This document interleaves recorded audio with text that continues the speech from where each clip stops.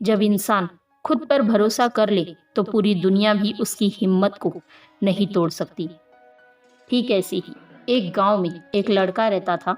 उसका नाम था आरव। बचपन से ही वो मेहनती और ईमानदार था, लेकिन उसमें एक कमी थी। उसके मन में एक बड़ी समस्या थी। उसे हमेशा लगता था कि वो कुछ भी बड़ा काम नहीं कर सकता। लोग उसे अक्सर कहते थे, तुम्हारे पास उतनी क्षमता नहीं है, तुमसे नहीं होगा।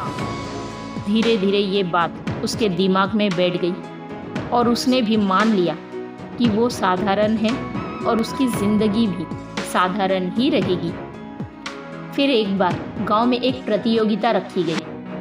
प्रतियोगिता ये थी कि गांव से दूर एक ऊंचे पहाड़ की चोटी पर चढ़ना है और वहां लगी हुई लाल झंडी को छूकर वापस आना है। अब गांव के सारे नौजवान उत्साहित थे, लेकिन आरव को लगा कि ये उसके बस की बात नहीं है।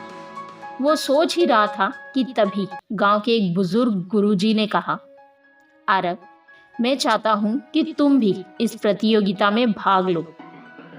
आरव ने तुरंत मना कर दिया। बोला, गुरुजी, मैं हार जाऊंगा तो प्रतियोगिता में हिस्सा लेकर क्या फ़ायदा? क्या मैं हारने के लिए वहां जाऊं? मैं इतना मजबूत और तेज नहीं हूं गुरुजी। गुरुजी मुस्कुराकर बोले, बेटा, ये प्रतियोगिता तुम्हारी ताकत की नहीं, तुम्हारे विश्वास की है।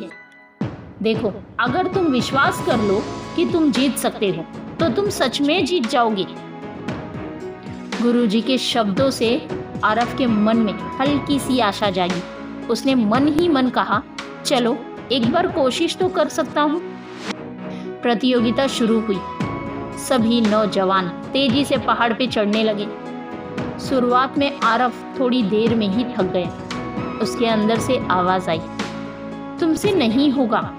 लेकिन तभी उसे गुरुजी की बात याद आ गई। उसने गहरी सांस ली और सोचा, अगर मैं खुद पर विश्वास कर लूं तो शायद मैं भी कर सकता हूं। फिर उसने धीरे धीरे कदम बढ़ाने शुरू किए। रास्ता कठिन था, पथरीली जमीन, ऊंचाई और तेज धूप। लेकिन हर बार जब थकान होती, आरव खुद से कहता, मैं कर सकता हूँ, मैं कर सकता हूँ। धीरे धीरे आरव को एहसास हुआ कि उसका शरीर उसका साथ दे रहा है। वो और ऊंचाई पर पहुंचता गया।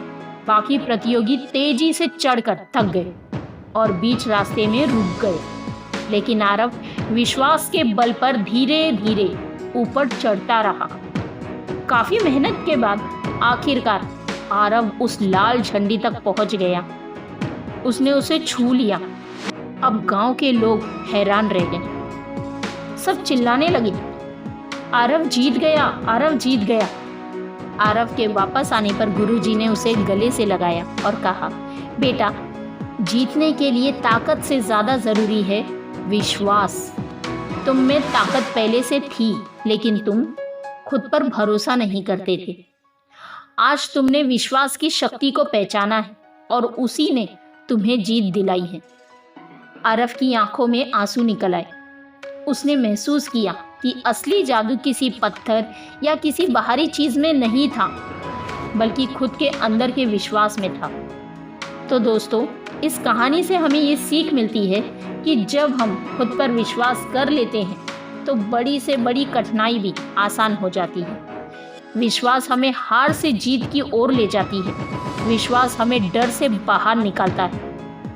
इसीलिए याद रखिए, अगर आप खुद पर विश्वास कर लेंगे तो पूरी दुनिया आपको रोक नहीं पाएगी। इस कहानी से हमें ये गहरी सीख मिलती है कि विश्वास ही इंसान की सबसे बड़ी ताकत है। दुनिया का कोई भी हथियार, कोई भी दौलत, कोई भी साधन उतना काम नहीं आता जितना खुद पर भरोसा काम आता है। जब आरव ने अपने दिल में ये ठान लिया कि उसे रुकना नहीं है, तब उसके कदम अपने आप आगे बढ़ते चले गए। देखो, जब तक तुम प्रॉब्लम पर ध्यान दोगे ना, तुम कभी भी आगे नहीं बढ़ पाओगे। तुम्हें बस मन में ये ठानना है कि इसे मुझे करना है और ये सोचकर तुम्हें आगे बढ़ना है। देखो, असल में हम सब के अंदर अपार क्षमता छिपी होती है, लेकिन हम उसे तभी पहचान पाते हैं जब खुद पर भरोसा करना शुरू करते हैं। आप गौर कीजिए, जब कोई बच्चा पहली बार चलना सीखता है तो वो बार बार गिरता है। अगर वो ये सोचकर बैठ जाए कि मैं चल नहीं सकता, तो वो कभी खड़ा नहीं हो पाएगा। लेकिन वो बार बार गिरता है, उठता है, फिर कोशिश करता है, क्योंकि उसके अंदर एक विश्वास होता है कि मैं चल सकता हूँ। इसी तरह जीवन में चुनौतियाँ हर किसी के सामने आती है। कभी परिस्थितियाँ कठिन होती है, कभी लोग आपको नीचा दिखाते हैं, कभी हालात आपको थका देते हैं। लेकिन इन सब से पार पाने का एक ही तरीका है, वो है सेल्फ बिलीफ। जब आप मान लेते हो कि मैं कर सकता हूँ, तो ब्रह्मांड भी आपके हक में रास्ता बनाने लगता है।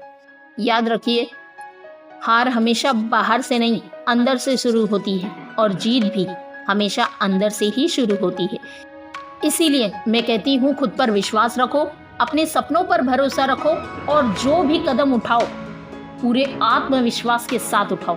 क्योंकि जब आपके अंदर सेल्फ बिलीफ होगा, तो कोई भी पहाड़, कोई भी बाधा, कोई भी कठिनाई ज़्यादा देर तक आपके सामने नहीं टिक पाएगी। जय हिंद, वंदे मातरम।